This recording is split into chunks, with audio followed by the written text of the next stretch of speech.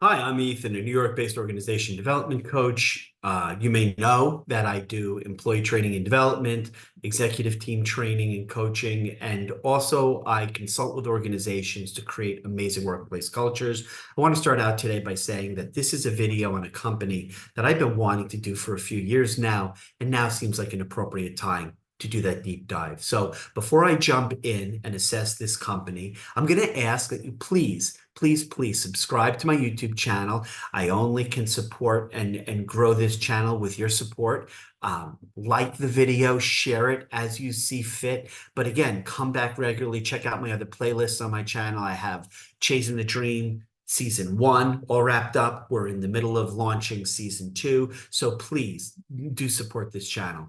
Today is really interesting because, as I said, I've been excited to talk about this company for a while, and now is an opportune moment to really dive in, and you'll see why in a little bit. So the company is called Goya Foods. And I want to start out, as always, when I do an assessment of an organization's current culture and I do a deep dive, I want to start out by going to listen and read for you what they say about themselves. So Goya, when you go to their website, let's talk about their values, right? The history and story of Goya is as much about the evolution of our products as it is the importance of, here we go, family, values, and achieving the American dream. Through our food and commitment to bringing people together by supporting our communities, there's also an important value for them. We've helped to cultivate the Latin culture and cuisine in the United States. Goya's evolution over the decades speaks to the brand popularity in the Hispanic market and its crossover appeal within mainstream America. Our mission has always been and will continue to be the brand of choice for authentic Latin cuisine, while we retain a family-oriented approach to consumers and roots in the culinary tradition of Hispanic communities throughout the world. That's a pretty strong statement about Goya Foods' values. So let's explore a little bit deeper. So one of the programs that Goya conducts is called Goya Gives. And the program, for over 85 years, Goya Foods has been a proud supporter of nearly 300 charitable endeavors, programs, scholarships, and events that promote culture and the benefit of overall community wellness. Goya has also taken the lead in numerous disaster relief efforts, providing food donations in times of crisis, and consistently working with local food banks, charities, and nonprofits to assist those less fortunate.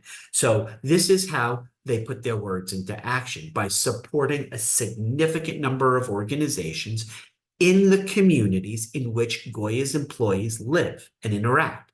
That's a powerful statement about walking the walk. So instead of just writing down on their website their vision, mission, and their values, they live them through this kind of program.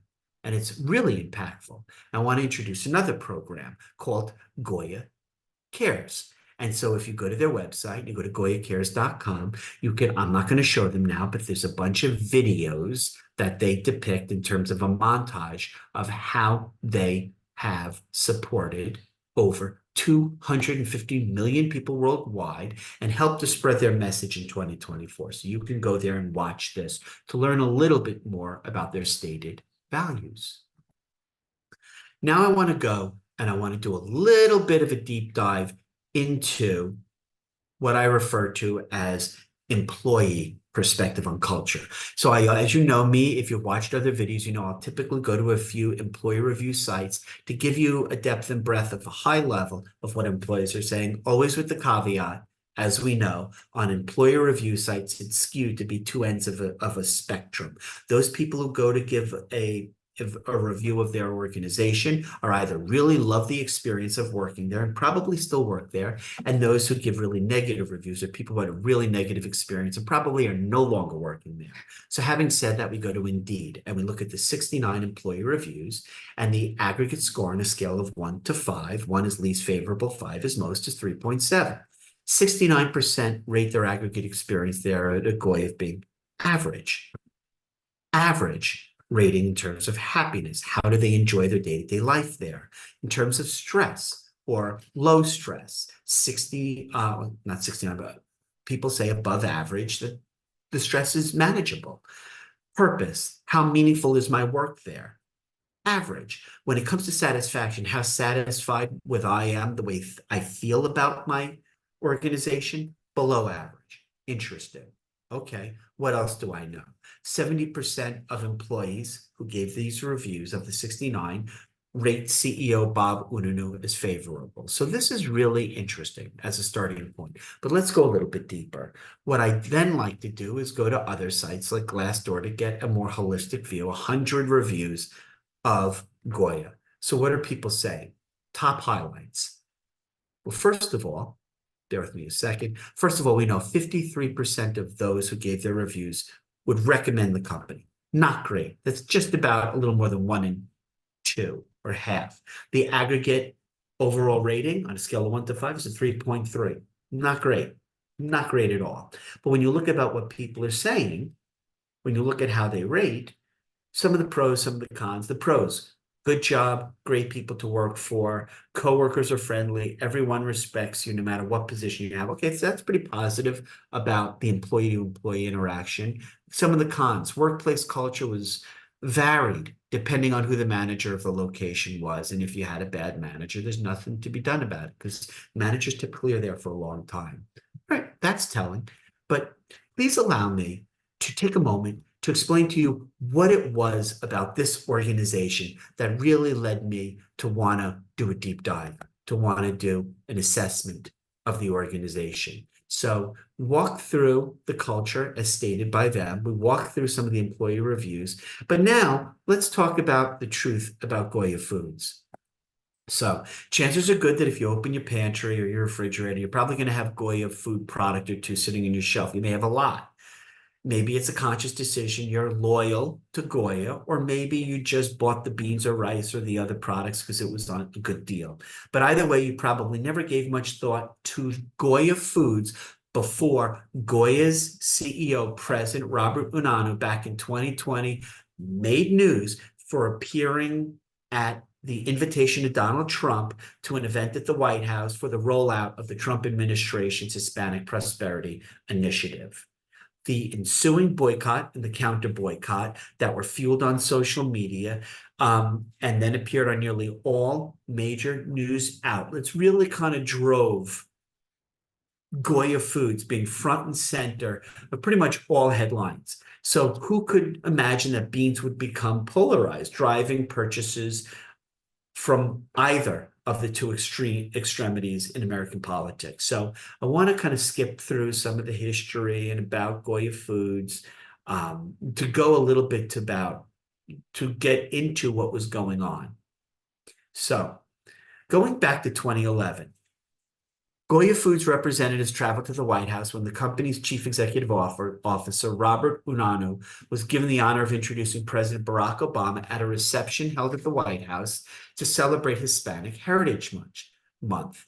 Robert Unanue, President and CEO of Goya, was there because President Obama was honoring Goya Foods for its history with a commitment to the Hispanic community, the brand being the only company President Obama saluted in such a manner, which, newsflash, Robert Unanue, current CEO of Goya, is the grandson of the founder of Goya. So somebody, because of nepotism, granddaddy started the company, is at the helm, okay? So just to give a little context there.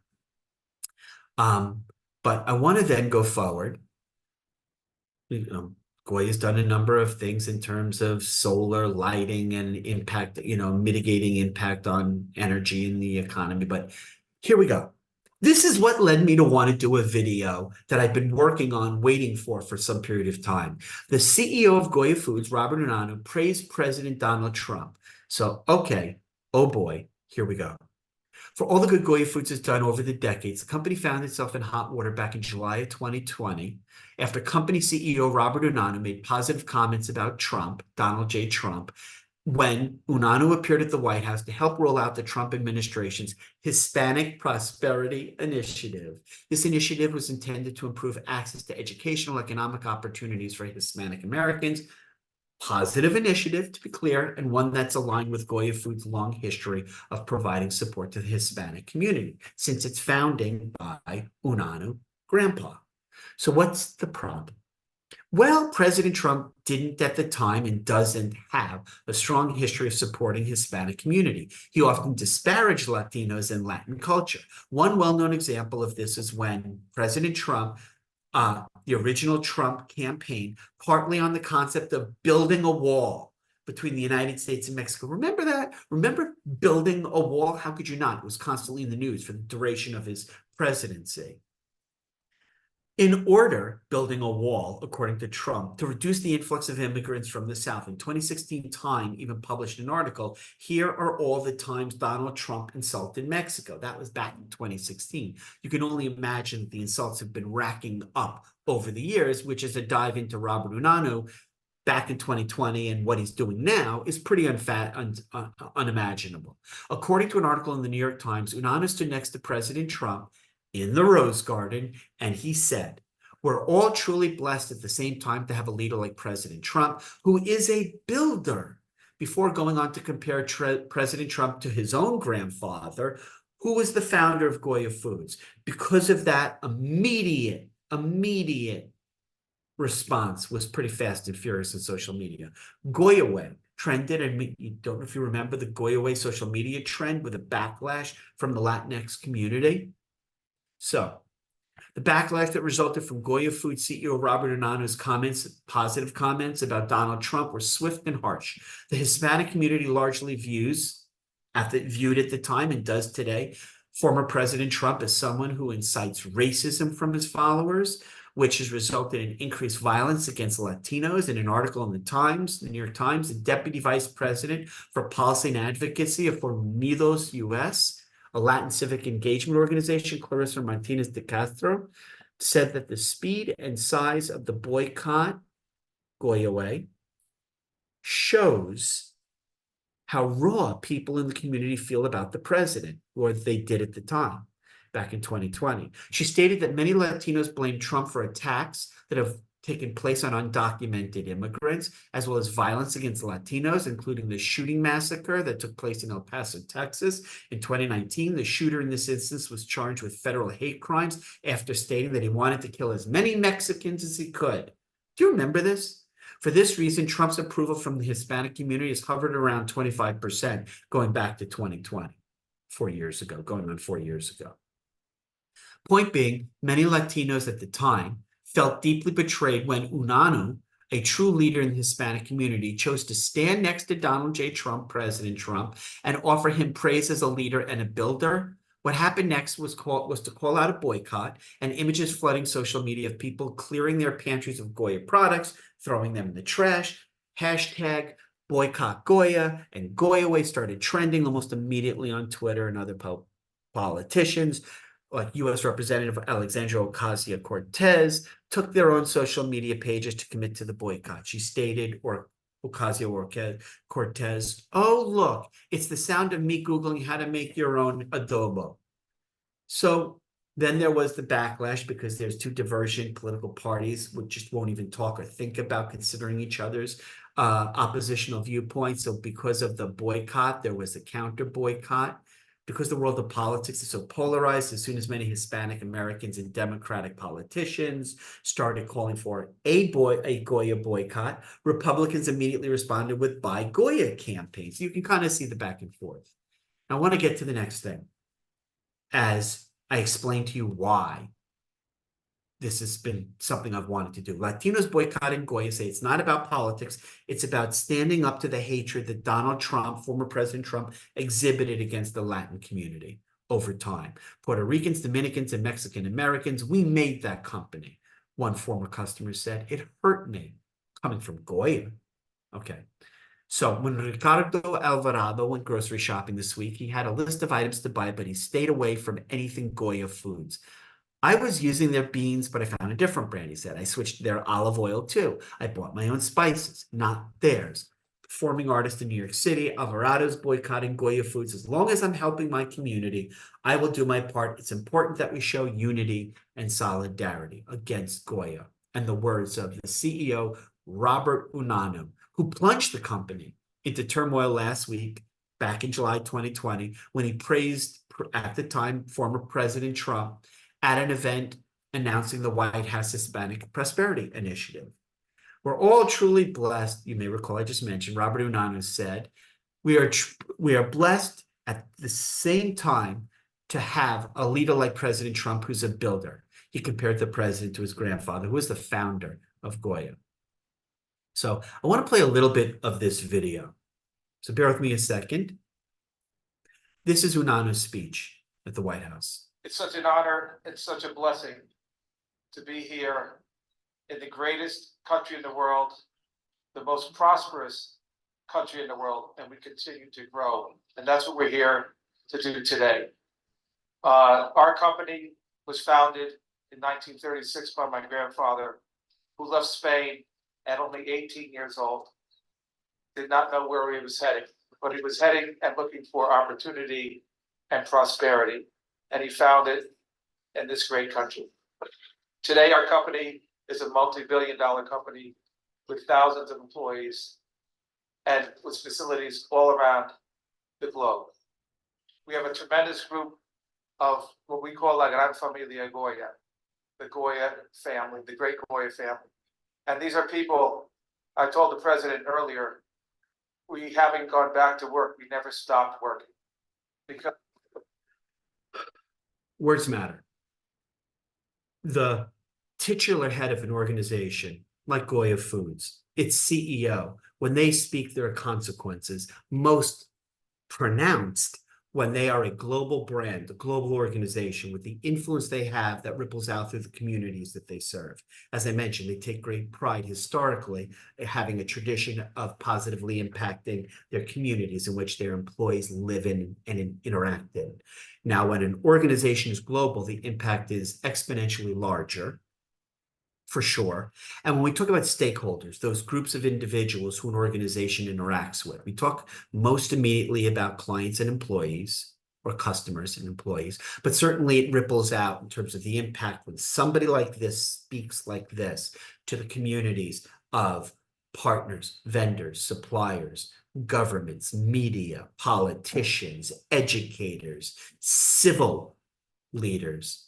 So for Alvarado, this individual, this young man in New York City, a performing artist, boycotting Goya Foods is a really personal thing. It was back in the day, going on 4 years ago. I know the company employs a lot of Latinos and is very charitable, he said, but with everything that's going on with the Donald J. Trump administration and the border, the family separations, and also a DACA, deferred action for childhood arrivals at the time. For Goya to step up and support Trump for his work just blew my mind. Now, if you exponentially kind of spread that reaction to Goya through the CEO's actions to millions of individuals, it's powerful. There's so much hate against our community, Alvarado said, and the face of that hate is Donald J. Trump. I feel like Goya is supporting hate by supporting Trump. This is exactly the point. That's the point. So I want to go a little bit farther down the rabbit hole with Robert Unanue, CEO. The Goya Foods free speech controversy explained. All right, so going back to July of 2020, Robert Unanue said on Friday that a growing boycott of his company, Goya Way, as the movement, in response to his recent praise of Donald J. Trump, amounts to a suppression of his personal CEO of Goya's speech, tapping into President Trump at the time's ongoing narrative that liberals are proponents of an oppressive cancel culture, which, by the way, is in the news literally today, right? On April 11th, 2024. That punishes those who exercise their right to free speech. Now, hold on a second. Calls for a boycott of Goya emerged after Unanue said that Trump was an incredible builder, for sure. And I kind of talked to you a little bit about the backlash. The praise elicited criticism, the praise Unanue, CEO of Goya, gave to Trump, elicited criticism from progressives and a boycott campaign of Goya Foods, backed by prominent political and cultural leaders like Democratic Representative Alexandria Ocasio-Cortez, Hamilton creator and star Lin-Manuel Miranda. It spread across social media. So that's the backdrop. That's the backstory. I'm going to go past some of the social media comment. In an interview on Fox and Friends, CEO Unanue argued that the online campaign, Goya Way, revealed a double standard, pointing to the fact that Unanue attended a healthy eating initiative when he was invited by former President Barack Obama and First Lady Michelle Obama back in 2012. So you're allowed to talk good or to praise one president, but you're not allowed, when I was called to be part of this commission, to aid in economic and educational prosperity with the Donald J. Trump administration to make a positive comment. All of a sudden, that's not accepted, not acceptable. Holy crap. So, I'm not apologizing for saying, and especially if you're called by the president of the United States, you're going to say, no, I'm not. I'm sorry. I'm busy. No, thank you.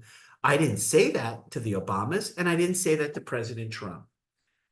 It's kind of unbelievable, right? This kind of mindset, this myopic, tone deaf, abject inability or refusal to be sensitive to what's going on in the community in which your organization claims to have its values rooted in community service.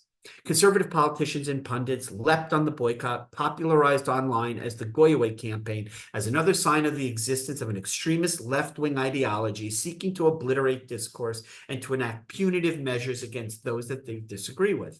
The left is trying to cancel Hispanic culture and silence free speech.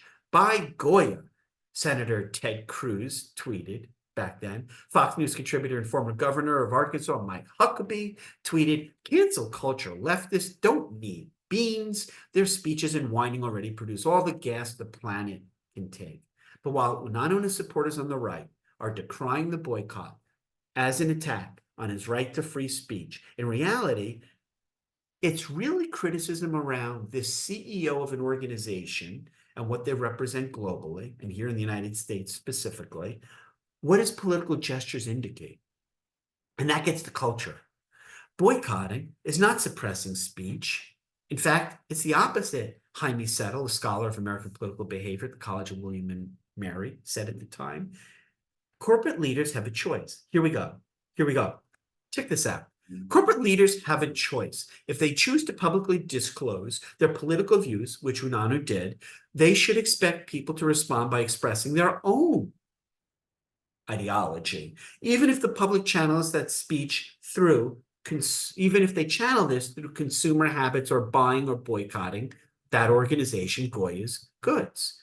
Unanue's right and capacity to express his ideas about the president, Donald J. Trump, or any other political matter remain intact, even if profit margins at Goya, a multi-billion-dollar company founded by his grandfather, do take a hit because of the backlash associated with his articulating his views in public. So one last kind of snippet on this, and then we'll kind of get some closure. We'll wrap up. You would think, and this is what led me to want to do this video now about Goya Foods. You would think after all that brouhaha, after things died down, a well-informed, enlightened leader of an organization would take their cue to don't go back there. But yet, check this out. With no more boycott calls, Goya Foods CEO is again talking politics in the United States. Okay, October 9th, 2022. So, reporting by Bloomberg, the relative calm that prevailed of late after that initial pantry-based culture war facing a new challenge from a familiar provocateur, CEO of Goya Foods, Robert Unanue, the controversial CEO of Goya, is back moonlighting as a political pundit. Wait, what? On September 16th, 2022, Unanue appeared on an episode of Liberty and Justice, a conservative podcast hosted by Matt Whitaker, the former acting attorney general under Trump. For more than 15 minutes, Unanue let loose criticizing climate change regulations, decrying cancel culture, blaming President Joe Biden for the war in Ukraine, and needling what is presumably a huge demographic of Goya consumers, namely urban-dwelling Americans. Time out. We're back.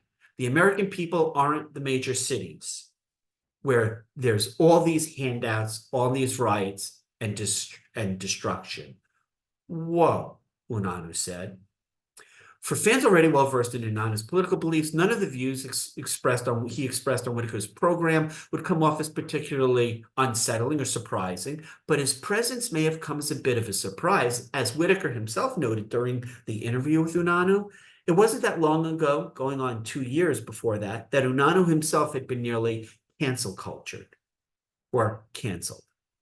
Unanue's brush with political controversy started in July 22. We know that with his comments that he made at the White House when Trump initiated the Hispanic Prosperity Initiative. Afterwards, several prominent progressive politicians, I mentioned all this, took shots on social media, soon calls for a boycott of Goya products, Goya way, and then the counter boycott by Goya. So in early 2021, not long after the January 6th riots, and this blew my mind when I heard this, during an interview with Maria Bartiromo on Fox Business, Unanue questioned the legitimacy of the presidential election, which he called unverified. The comments didn't go over well with some of Unanue's colleagues in Goya management. Several days later, the New York Post reported that Goya's board had voted to censure Unanue. Moving forward, he would be required to obtain the board's permission before he went out and made any more political statements and media appearances. You stop that right now. Unanue, for his part, seemed ready and willing to cool things down. Independently, he responded, I've made the decision to lower the temperature and walk away from speaking about politics and religion, he told the Post. Okay, finally, reason prevails. Across the internet, various individuals on the right lamented cancel culture coming for Unanue. But despite what Unanue said in the Post, he has never seemed particularly committed to avoiding the political spotlight. Oh, geez, wait a minute.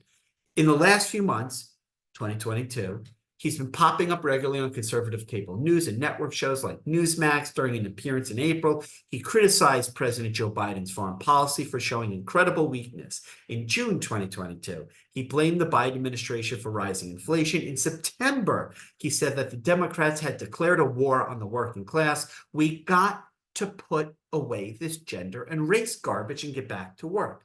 Recently, on Tucker Carlson's show, Unanue, where he praised the right-wing Italian politician Giorgia Meloni, and he warned that elites were trying to enslave us, control us for their own greed and power by taking away people's purpose in life. What?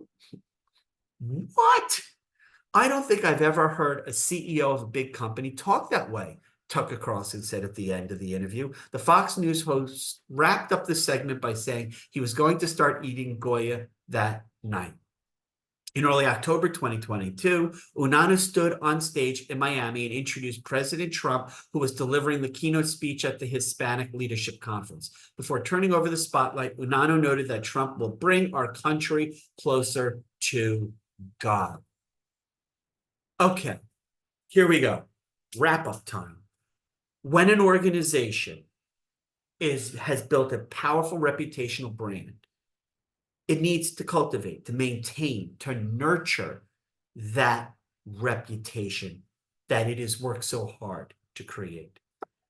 When an organization has its largest public presence, its largest public advocate, its CEO, go out and instill a sense of unease to act and speak in a way that potentially undermines that culture, that reputation, and creates the kind of backlash that was created solely because of Robert Unanue's words. I wonder if organizations can take away this example and apply it in a positive light to how you as an organization, whether you're 5 employees or 50,000, can think on a constant basis that what you do matters. That there's the formal culture, right? It's what you say about yourself. It's your marketing spin. It's aspiration. This is our vision. This is our mission. These are our values. And then there's the informal culture of what you actually do and say and how you act. And it only takes one individual, one well-positioned individual to jeopardize all of the hard work for all of the people in that organization. So I hope you found today's video to be enlightening, that maybe it was a little thought-provoking. Good. I'd love to see your comments, what you think about this video. Please, if you haven't done so already, like the video, share it, and by all means, subscribe to my YouTube channel. It'll help support me as I shine a light on organizations that are doing amazing work. Thank you so much for your time. I appreciate your paying attention, and have an amazing day. And here's to unleashing your people's untapped potential.